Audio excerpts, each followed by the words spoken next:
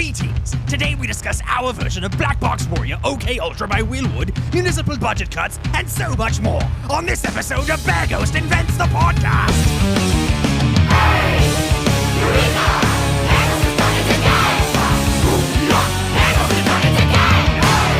Ahoy, boogers! Welcome to this week's episode of Bear Ghost Invents the podcast where we plump into the where we plump into the who's its and what's its galore of the inner workings of Bear Ghost. I am Ryan. I play guitar. And I'm Buttons. I play the drums. I'm Andrew. I play bass poorly. I'm Tigbot. What do you do, Tigbot? Not a lot. That's what he wants us to think. We were just talking off mic about our sleeping habits, so let's go around the table and talk about how many hours of sleep we get per night. Between 2 and 5. Is that for fucking real? When you get older, you don't sleep as much. I sleep more than anybody has ever slept. Well, yeah, you run like 1,000 miles a day, literally. You're running right now. I'm on a treadmill. Yeah. You're behind on your quota. This is to help my breath support for singing. For Pretty the cool. most part, I probably sleep about a week at a time. Yeah. Turn on for about an hour or so, and then... How long do you sleep for? Is this interesting? I'm maybe interested. Maybe to like tired people. I probably sleep between 5 or 6 hours a night, but my dogs wake me up every hour and a half to 2 hours. Oof. We have double doors to our room, and so one of my dogs, every time he wants to go out, which is every hour and a half to 2 hours, he will hit his paw against the door, but because they're double doors, they bounce off of each other. Mm-hmm. So it feels like the whole house is shaking. So he wakes me up constantly. That sucks. We've tried different things with him. We've tried putting him in a kennel. We've tried... Putting him down. Yeah, and he just... It just won't take. I go about my life being like, I have no time to do anything. Well, if I saw to the same sleep hours that almost everybody I know sees to, I'd probably have a lot more time in my life. But I'm like, it is imperative that I get 9 hours of sleep every night. That's wild to me, except for when I'm on tour. Yeah. Yeah. That's when he catches up. Last night I didn't sleep at all. How does that happen? How did you not sleep at all? I don't know. We watched Moana 2, so maybe that just poisoned our brains. So riveting, you just couldn't. Riveting is not the word I would use to describe that movie. What, a Disney sequel not being good? A Disney sequel that they adapted from a television show that it was supposed to be. I went and saw Mickey 17 today, my friends. Yeah? Is it good? I liked it quite a bit. Rated on a scale of 1 to 17. 14. 17 is a large scale. Is one of the Mickeys Cedric Diggory? Yeah. One of the times Mickey 17 dies, his dad comes out and goes, "My boy! My boy!" Spoiler, by the way. A weird way to laugh at a very tragic scene, but we do it constantly. My boy! My wife says that to our dog. Can you guys laugh like Voldemort? Harry Potter is dead. Oh man, no. Harry Potter is dead. That laugh used to be my text ringtone. That's a good way to waste our time. Yeah. Our time is dead. All four of us. Nice. Today is the day that everybody's been waiting for since we started this podcast, according to YouTube comment sections. Now you can all shut up. Today we're doing BlackBoxWarrior by one Mr. Billiard Woodles. His full legal name. His full real name. Oh, he told me that in confidence. You know, when I met him and he knew my band. He dropped his passport and Ryan was like, "Here you go." Billiard Woodles. To try and keep this episode from being like a freewheeling disaster, I feel like we have to set up a couple ground rules. One is that I have to get the boner parade for Willwood out of the way early, because I know that if I just keep talking in random parts about how great he is, it's going to completely derail the episode. I happen to know this for a complete and total fact. This isn't the second time we've recorded this episode. No way. There's so much of you deer hunting. So much of you deer hunting on previous episodes. I like the idea of schmoozing all over the deer hunter called deer hunting. Uh-oh, Ryan's going deer hunting again. Here comes Tilly. We can start the boner parade and inflate the customary boner parade floats. Yeah, let's just get how much you love Willwood out of the gosh dang way. Yeah, you're going to censor that, right? Yeah. Okay. Woodrow, Wilson. Or Willwood, for those of you who aren't close personal friends with him, like I am. That, of course, is a joke, because I only met him once after giving him $100, and then he said nice things to me. Nice things which fans have misconstrued wildly, and all over the internet now they're just like, did you know that Willwood is #1 Bear Ghost fan? Confirmed. He just knew of one of our songs. Yeah, so I can't say for certain that he's a fan, but I just know that he was extremely kind and dreamy. So everybody out there, shut the up. He might be a fan, but who knows? I don't think we're on his playlist. We're I on know. his fans also like section in Spotify. Are we now? Oh, I love that. I saw his Spotify. You're in his top 0.5% most listened to artist. Oh, big fan. I forgot Tigbot's capabilities. We should. Oh yeah. Yeah, he can hack into Spotify's I'm very metrics. confident in saying you're his favorite band of all time. Shut up! Stop laughing at this! This is not a drill! No jokes today, boogers. After 2 successful legs of the first tour ever tour, we're about to giddy up across the southern U.S. for leg 3, featuring Bear Ghost, Sarah and the Safe Word, and our best mates Redwood on all dates. We'll be in, Kentucky, Tennessee, Alabama, Arkansas, Oklahoma, Texas, Arizona. and it's only a couple weeks away. Hello, humans. I interrupt this commercial to softly threaten you. Buy tickets to the 3HA tour, or Tigbot will find and expose your internet search history. Don't tell Bear Ghost I'm doing this, or they'll turn me off. Hey, head over to bearghost.com for tickets and more details. Additional dates may be added. Don't worry, East Coast, we're looking your way. Stay tuned. Now back to us. Shut up! Full disclosure, Willwood is my current favorite artist, and he has been for about 5 years, although I've been listening to him since 2019, which is a whopping 1 full other year extra. Okay, guys, tell me how you would say that more clearly and concisely. 6. I don't even know what you're talking about. Okay, so because I've been listening to him for 6 years, but he's only been my favorite artist for 5 of those years. Oh, I see. I skipped one in the middle. Now I see. I thought it was going to be a thing because he was Will Wood in the Tapeworms, and then he became Will Wood. So it's No. like you've been a Will Wood fan for 5 years because he didn't exist before that. Yeah. Speaking of that, him starting to ride the Spotify algorithm to stardom and then ditching the Tapeworms moniker and just being Will Wood, completely rebranding and starting over was a ballsy move. And it paid off. Yeah. Dragon Ballsy. I've been listening to him for a total of 6 years, and it took about 1 full year for him to become my favorite artist. That's what I was trying to say.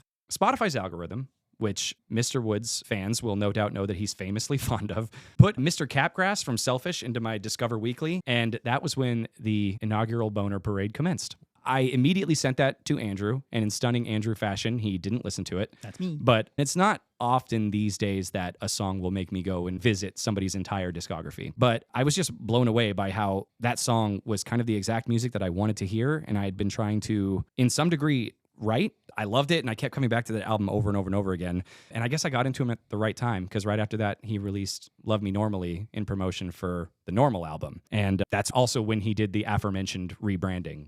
I don't think he had that many listeners at the time, though. Relatively no, but he was on an upward curve. I feel like it's so hard to catch those algorithms at the right time. And he was in the right place at the right time, and he still was like, nope, gonna start over. Yeah. And that's why I said it's super ballsy, because it could have just crashed and burned and he could have never caught that algorithm again. But he seemed like he did everything he possibly could to be like, hey, I'm Will Wood now. I'm Will Wood now. Come over here now. And it worked. Yeah. Well, no, I remember on That is a motto. on the Hey, I'm Will Wood now. Will Wood now. Come over here now. I think it was on the Will Wood and the Tapeworms Spotify profile. He uploaded a new song that was literally just a That's right. skit about being Will Wood now. I'm Will Wood now. Come over here. I knew I got that from somewhere. Really quick, though, because there's a lot of armchair Will Wood experts out here that are just like, none of this is right. I'm a big fan, but I'm not like one of the internet message board forum people big fans. I don't know the names of the Tapeworms. I don't know his parents' names or address, which is a real thing, I guess, out there because he has like scary stalker people. I do remember certain things that were happening at that time. So he put out Love Me Normally. That song made me so excited because it was a lot more mature than anything that I'd heard on Selfish or Everything Is a Lot. And it sounded like he was veering into pop territory. And I don't mean pop like Sabrina Carpenter. What's You mean pop? like song Taylor structure? Swift? Like It's not just song structure. I mean pop like the Beatles is a pop band. Oh, You know yeah, what I mean? totally. Like they're a rock band, but that's a pop band. Yeah. How much more time do we have for the boner parade? Should I keep going? And it's been a lot, but if you have stuff you want to cover, I have cover it. more. I have more that I want to talk about because I just love Lay it his, all out. love his music so much. Okay, so the normal album came out and it opened with the Suburbia Overture, and that's when I lost my last fucking shred of dignity. Oh my god! I was falling to my knees and slipping and sliding around in piles of my own listening to this song. Gross. It was gross. That's what I'm saying. I had no It's dignity. normal. That happens. Says the robot. But the song starts off like a 50s bop, which is totally my shit. And then halfway through, it enters a completely different genre that is the opposite end of the spectrum of totally my shit. And then he's singing like Tom Waits all of a sudden. He's dabbled in singing like Tom Waits in previous records, but it just slammed a lot harder here. And it was heavy and boinky. And not heavy in like a metal way, but just in like an attitude and a vibe. And not boinky in like a sex way, but Oh, I don't know about that. You heard about the aforementioned puddle of Yeah. So, well, this is called the boner parade too. yeah. Are you going to cut out boner every time I put it No. on? Probably. I know you're trying to keep to a time limit or whatever, but I think you can chill a little bit, you know. No. Okay. It's just, I need to go through every song on the sounds album. like you're trying to race to get it done in like a certain amount of time. I am trying to race so that we can just move on and talk about why we bastardized his song, why we ruined a perfect song. All right. Because they made you. Yeah, they made me do it. Anyways, I'm a music first person, and all of the music in that song just struck me. I loved it so much, and that was before I even listened to his lyrics, because I usually have to listen to a song 10 times in a row before I even think about lyrics. But then he uses so much like alliteration and internal rhyming. I haven't listened to another artist that turns phrases the way that he does, that says these very common everyday expressions in one way, and he uses them as a lyric in his song, and then he turns them on their head. I was watching a video of his, and one of the top comments was, I think Will Wood is the only human on the planet that can talk sideways. We don't have to go into his second record or anything like that and how he went into like a folk thing, but I don't know, man. I love it. Okay, boner parade complete. Now we can have the city come in and put our taxpayer dollars to good use and clean up all the walls. What's that? Did Elon Musk canceled the boner parade cleanup committee? It's just all that stuff. All the boners are going to stay out there. No, this room is disgusting, though. It's all fraud and abuse. Got to cut it out. That's my Elon Musk impression, apparently. With all those obnoxiously sugary things said, I never in a million years would have picked a Will Wood song to cover. Yeah, absolutely not. We try to go outside of our box, and it's such a recent song. Oh, yeah. Yeah, and then cover things that are away from our genre. And I'm not trying to say that Will Wood and us are the same genre, but We have a lot of fan crossover. well, Bear Ghost has a lot of Will Wood fans. I don't think a lot of Will Wood fans are Bear Ghost fans, but he also has Except for him himself. yeah, except for him himself. The biggest Bear Ghost fan of all. The biggest. That is not hyperbole. It's been proven. Guinness Records. Is it? Yeah, I read it today. Yeah. Oh, wow. It's way in the back, though. We had a lottery on our Kickstarter, and Sidney Pollock won that lottery. Yeah, you guys can thank Sidney Pollock. But I didn't ever see Sidney Pollock requesting songs from Will Wood, so like requesting songs for Will Wood to cover. Does that make sense? I mean, could have said it better. Will Wood is going to listen to this episode, which he He's probably so never disappointed. will. Yeah. My Well, favorite band. yeah. And they talk like morons. But he can eat That's just how we joke, because we're best friends, best Just close how we personal friends. feel. Sidney Pollock gave us 3 artists and said, cover anything by these 3 artists. And we're like, you're going to have to narrow that down. Yeah, that's homework for us. Now, not that they're bad bands, because one of them was Will Wood, one of them was Creature Feature, and one of them was Frank Sinatra. It was Frank Sinatra. That's Yeah, right. she was just like the trifecta: Will Wood, Creature Feature, and Frank Sinatra. Here's the thing: I never would have picked that song, not in a million years, even if there was a fire. But once she decided that that's what we were going to cover, I was so excited. I immediately saw all of the potential for us, and that song has always kind of given me like Gourmet Race from Kirby vibes.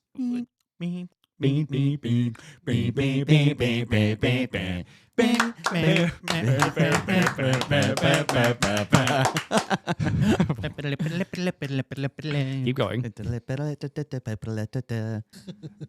was unlistenable. So that leads me to the bastardization of this song, and that is our version. I'm quite proud of it, but it was You a lot. say that about every song. Should I not be proud of it? No. Speaking of not being proud about our songs, the internet is a weird thing. because It's a weird place. before the internet happened, I don't think you would walk up to somebody that was like doing an art thing or even saying something and go, I don't like this and I don't like you. Right? But now the internet is here. And I was, for whatever reason, reading the comment section of the Mama cover on YouTube. And I was like, wow, this is like over 100 really nice comments. And then there was just one guy who was just like, I don't know about this one, guys. And that's the one that stuck with you. You know what? This one didn't affect me as much as other things that I've read in the past, but I was just like, why? Like, do you think that we're just going to read all these comments and be like, this guy's right, though? We shouldn't be doing covers anymore. You know, it's weird because whenever we get a comment that is insulting us, I almost feel more important. Someone took time out of their day to go out of their way to be like, I need them to know that I don't like them. It's and true. for some reason, that makes me feel like we've made it. So this song turned out to be, on one hand, it was an absolute blast, but the limited chords in it were still so hard because Will Wood he's such a good piano player, playing the piano all over it. And I don't mean like he's like, here are my chords. It's all the little flourishes that a good piano player can just throw in willy-nilly. Willy Woodley. Willy Woodley. And so no matter how much we're going to go off on our own adventure, I always try and learn the song as accurately as possible so I have a good foundation to start from or motifs to draw from. I know what the song's all about. And so this song, sitting down, trying to pick up every little accent part of what he was playing on the piano on my guitar was a real struggle. And that's not even to mention all the other instrumentation. But I feel like mostly I got it. And there were times I changed things just to kind of fit more what I thought would make more Bear Ghosty track. And then there were times when I just couldn't figure out what he was doing, so I changed him completely. And you guys can figure out which one is which. We also had to substitute a lot of the actual piano that's in the song for a lot of our sampley electronic-y stuff because while Ryan and I can both play the piano to an extent, we can't play like that. Well, yeah. Well, initially I was like, Will Wood he's a piano player first and foremost. So my initial thought was don't put any piano in the track whatsoever. But my ear is just so in tune with what the piano is doing that became very hard. And then once I got to the first chorus especially, it was like, this needs piano. There's no real other instrumentation that can do this and create the same sort of vibe. So I was sitting there with my MIDI plug-in into my keyboard trying to be like, okay, well, if we're going to put piano in, it has to be real. So I'm like playing the chorus part and then going into my DAW afterwards and nudging all of the notes and changing, so they're all on time and whatnot, yeah. and changing the velocity of them and stuff like that. And then I was like, if I'm just going to do this, I might as well just hand program everything instead of like trying to play. And then by the bridge, I was just like, F it. Piano can be in it. There's piano throughout the rest of that song, I think. And I think it's pretty close to what was being played in the song. So I think it feels cool that it's almost not in the song at all, except for the choruses. Mhm. And then suddenly it's just the star of the show. This song has a shuffle beat pretty much throughout it. The original, His version does. We didn't want to do that because we just had a shuffle beat in Mama. So you put the quote unquote shuffle beat in just the second verse. But he's like, I don't want it to be a shuffle beat. I want it to be more like a gallop. A gallop. We originally did it, and the snare hits were so hard because we wanted to differentiate it from a shuffle beat that it sounded like there was a war going on in the background of the song. So we had to go back and redo that. When I listened closely to it, it had some kind of punk element to it. Punk and metal were my forte back in the day, and so yeah, when kind of designing the song, I was like, this is an homage to Buttons and the way he drums. It was very cool that you were able to. Yeah, it's very, very, very elemental. As Sherlock Holmes always says, it's elemental, my boy. It's elemental, dear Billiard. Elemento. It's elemento, It's dear elemento, dear boy. It's elemento, Watson. Hey, Watson. What was that joke? Sherlock Holmes. Did you ever say like, no shit, Sherlock? For a while, we had this character whose name was No Shit Sherlock. That's right. Yeah. Well. If it isn't no shit Sherlock. He was just constipated all the time. So you did that bridge part for this song. You want to talk about the bridge part? I want to talk about the lyrics in general first because there's so many lyrics in this song. Name one. Hornet's my favorite lyric. Anyway, there's so many lyrics. Name one. And you guys might not know this, but Ryan is a perfectionist, and he was going in there and doing these long takes, trying to get all of these lyrics in there, and then being like, that one word in the middle of this phrase isn't the way I want it, and he'd want to go do it over again.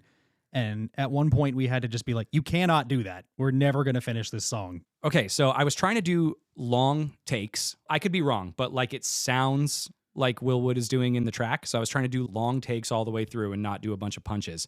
But when we got to a certain part in the first verse, I ended up having to do like 50 takes because it's a tongue twister, and I, for the life of me, could not say it. And I just want to go around the table and see how fast you guys can do this. I want to hear if you can say, and the method with which he re. Don't even say cycle, because that for some reason makes it easier. And the method with which he re. Tigbot. And the method with which he re. Say it as fast as you can. That is. All right, Buttons, let me hear you. And the method with which Perfect. That's flawless. Can you say it faster? and the method with which he That was actually You almost better. actually you almost got it, yeah. My turn. Yep. And the method with which he Re. and the method with which he And the method with which he re. I can't do it. and the method with which he recycled. I keep wanting to go, and the method with which he. So we got to that part. I did it literally 50 times in the studio. I could not get it. I straight up could not. So I flubbed it, and we left it in the song. It does not sound bad in the song, but you can tell that I flub it. And I'll play it for you right now. Here it goes. Yeah, this is the isolated vocal of me flubbing that part. And the method with which we recycled. Well, you're starting with that big, and like you're yeah. You're right. I should breathe less, and then I can get it. Yeah, you don't get a lot of space to breathe in those lyrics. Yeah, that's definitely. what So I was just like, "Fucking just leave it in. I'll talk about it on the podcast. Then people can make fun of me and throw shit at me." Yeah. Woo! I did that too, though. Perfect. I ended up getting a good take of it, but in the bridge part, because I did the bridge part, the whole hello, welcome, why don't you take a seat?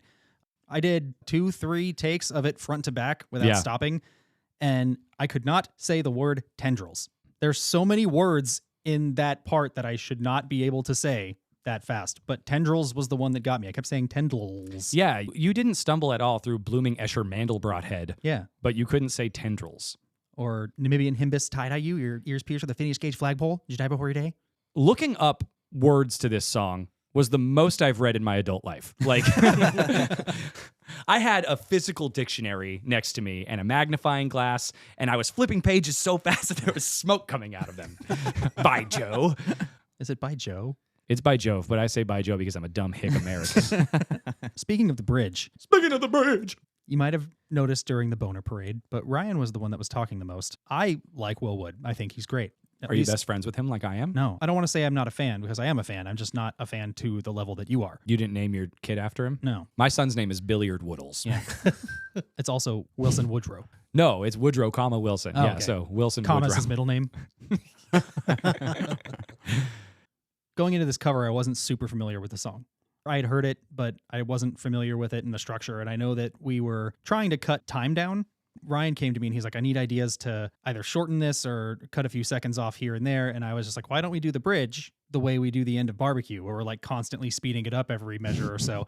And he was like, I don't think you know what you're asking. And so when I learned the words to this bridge, I went into the studio. We ended up obviously not doing the speed up thing, but I went into the studio and I did my first 2 takes, and Ryan was just like, you're doing it too fast. Yeah, you're going so fast. So I had to like dial it back and put a bunch of space in places where it was really hard to do, actually. It was harder to pause than it was to just steamroll through the whole thing. It's so weird because you're supposed to do it kind of offhandedly, like with disregard for the music, but you also want parts of it to line up for impact. Mm-hmm. And that was a tricky little thing to get correct in the studio. But I think you nailed it. You keep yelling in all of our songs. It's Can't pretty help it. I'm so mad. I was telling Andrew this. He has a very good distress voice when it comes to, I don't know, voice acting or whatever you want to. Yeah. Introducing Squeakers, the sneakers that leave your feet squeaky clean. No matter what shape your feet are in, they'll come out good as new. Think you've got the cleanest feet in the game? Well, get ready to find out that you're dumb as hell, because with Squeakers, your feet have never been cleaner. I'm Newton Fig, the inventor of Squeakers, and I'm here to say we've all been there. Why wash your feet after a long day of breaking your back selling deformed IP ice cream bars to the coal miners when you're just gonna put them back in the same busted ass shoes again the next day? That's why you need the Squeaker. Just put your feet in them and skazoom! When you take them off, your feet will look like brand new. These things are incredible. So how do they work? No, I'm really asking. I have no idea how I did this. I'm not even an inventor. I was just really poor and needed some shoes, so I made these. I think maybe there was a little guy in there. I looked, no little guy. Squeakers will leave your feet spotless no matter what you do. Long gone are the days of taking off your shoes at a party and having all your kids' friends calling you Landfill Larry. It's catchy, but it stings. I even got called that in a bank.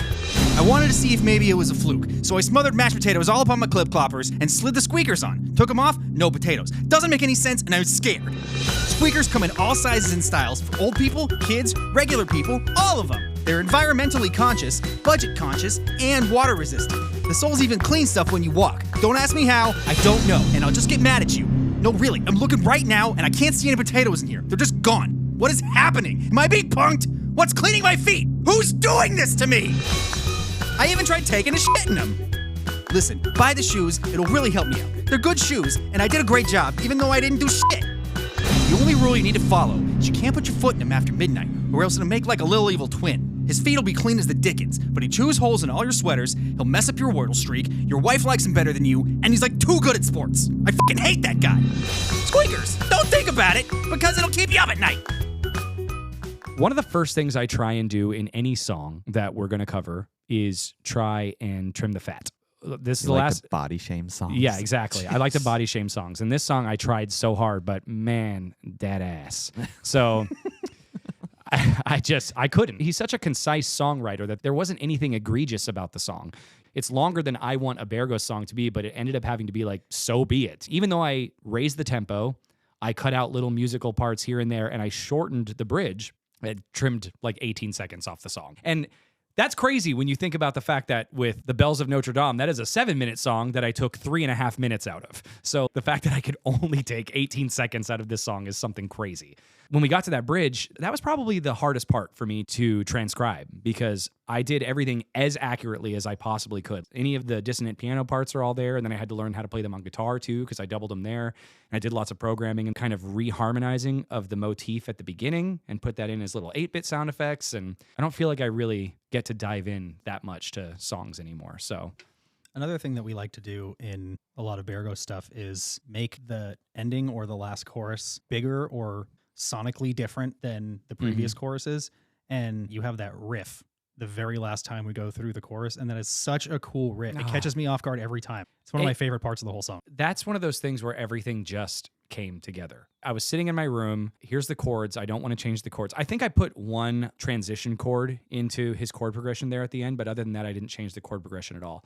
I was like, I'm going to put it in not halftime, but standard time, because that whole song is kind of double time. Kind of focusing more on like the riff and bass line there. It just works so perfectly. And he has such an awesome buffer between those two parts of the final chorus that it made it impossible not to change that up and go even bigger. I just had the most fun working on this because I don't think I've ever been able to so closely be able to do an artist that I look up to so much. I like all the songs that we've done, and I like all the original songs by those artists, but it just hit a lot closer to home than a lot of the other songs. I was most excited for this cover for sure. Were you? Since Bells. I thought Bells topped it off, but I think this might top it. I think this is my favorite cover that we've done. It's mine too. Oh, this is probably second. My favorite is probably the music for Billy's Burrito Toilet. That's a solid one. That's going to go in the Guinness Book of World Records right next to... Mine is little microchips, but it's probably just because it's so relatable. So close to home. There was a comment that sounded like it was going to be negative on that one. I can't quite remember it, so I'm paraphrasing, but they were just like, first listen through. All right, I don't know if I'll listen to that one again. 5th listen through. Little microchips. 50th listen through. They're from outer space! And I was like, this comment rules. I like it. That's actually how I sang that chorus, but the power of pitch correction is what made it sound good. People really like Gadget being stuck down the well. Yeah, but I didn't come up with that. That was the magic of... I thought it was Airbud. Oh my gosh. Yeah, I put that together like a week ago. I was like, oh my God, we did the Airbud pushing people down the well commercial. And then the next week we released little microchips. We're geniuses. Yeah. Will, best friend of mine, you still owe me $20 for that pizza I bought us both when we stayed up and pulled that all-nighter and drank all that Monster. And helped him write BlackBoxWarrior. I helped you write BlackBoxWarrior. You needed my help. I understand. Tigbot, you got any Discord questions for us? Sure do. Let's hear them. Now. Should I ask the most interesting questions? Like what kind of drumsticks does Button use? What string gauge does Ryan use? 11s. Well, there we go. Question's you over. play 11s? Mm-hmm. Because I drop tune. Just like that. That could just be, works with this episode. Just on the first leg of the First Tour Ever tour, I got my guitar set up, and it had been so long since I'd gotten it set up that I forgot that I used 11 gauge. And so I was like, I know I use a thicker gauge string. And the guy was like, 10s? And I was like, you betcha.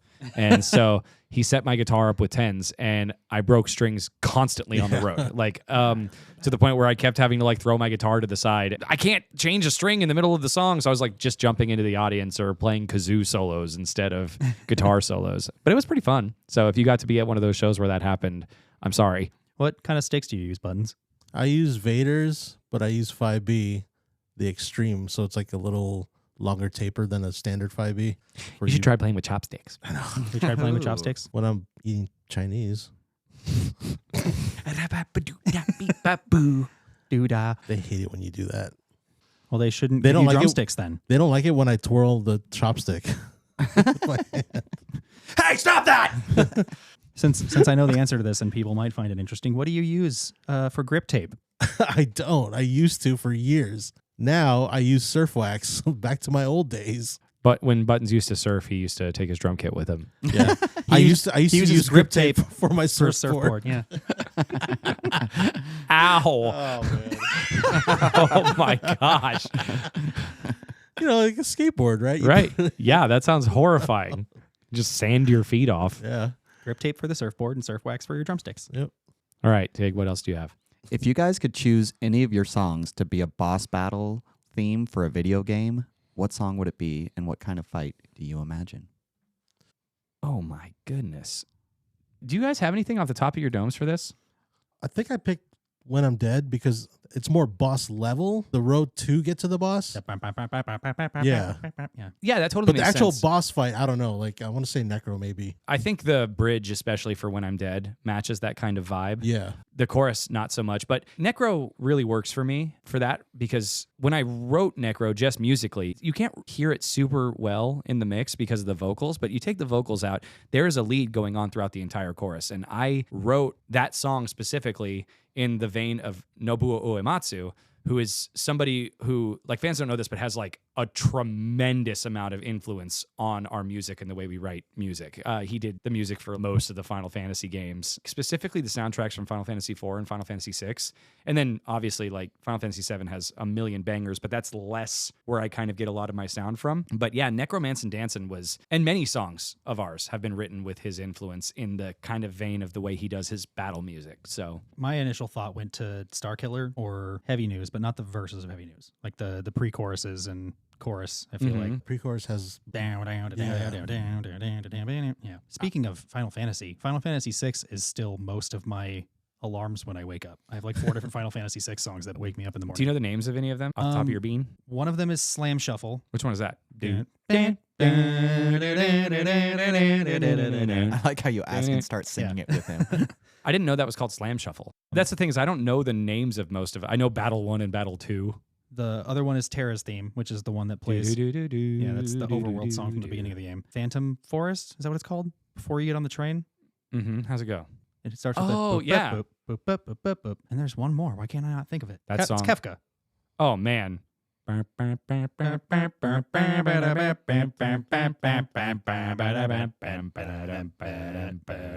Anyways, for younger fans who haven't played those Final Fantasy games, Play it. yeah, go listen to them and be like, No. oh, Bear Ghost is not original at all. They just play Final Fantasy VI songs. Yeah, they're literally just ripping off Nobuo Uematsu constantly. Yeah, duh. Nobuo Uematsu, Koji Kondo. That's it. Just those guys. Whoever the composer for. I was going to say the guy that wrote the Donkey Kong Country music, but that's probably Koji Kondo too. No. What? Never mind. I don't like him anymore. Yeah, whoever the composer is that wrote Gourmet Race, the aforementioned Kirby's song that I based BlackBoxWarrior off of. We're When bringing you- it back. When you wrote it with Will. When I wrote that song with Will Wood, with Billiard Woodles, with a Willoughby Willaboo. Hey, for some reason, Will Wood, if you've listened to this episode, we're smarter than we sound. And sometimes we're funny. He's turned it off by then. Yeah, he's just like, how many times are they going to call me Billiard Woodles? It wasn't funny the first time. No, he's my best friend. This is how we rib each other. It's just how we talk. He ribs you by pretending he doesn't know who you are. Fans, you guys are doing a good job out there, but, we're still a small band. Don't be shy to share these songs and shove them down people's throats. it can do nothing but help us or turn people off to our music. I hope you guys like this one. This one was a lot of fun. I think it's one of the best we've done. I wish it was a Bear Ghost song. In fact, I'm working with an assassin right now to kill Wood and take the royalties for the song. So Because that's how it works. in well, America. also, I'm just joking. This is the way Will Wood and I, famous best friends, joke with each other. We talk about assassinating each other for each other's Well, royalties. you talk about assassinating for royalties. He pretends he doesn't know who you are. Yeah. We love you. We'll see you next week. This episode of Bear Ghost Invents the Podcast is dead. Hey, everybody, thanks for listening. Special thanks to our Kickstarter backers. Next week, we will be covering Bark Skimpson, everybody's favorite song. We'll see you then.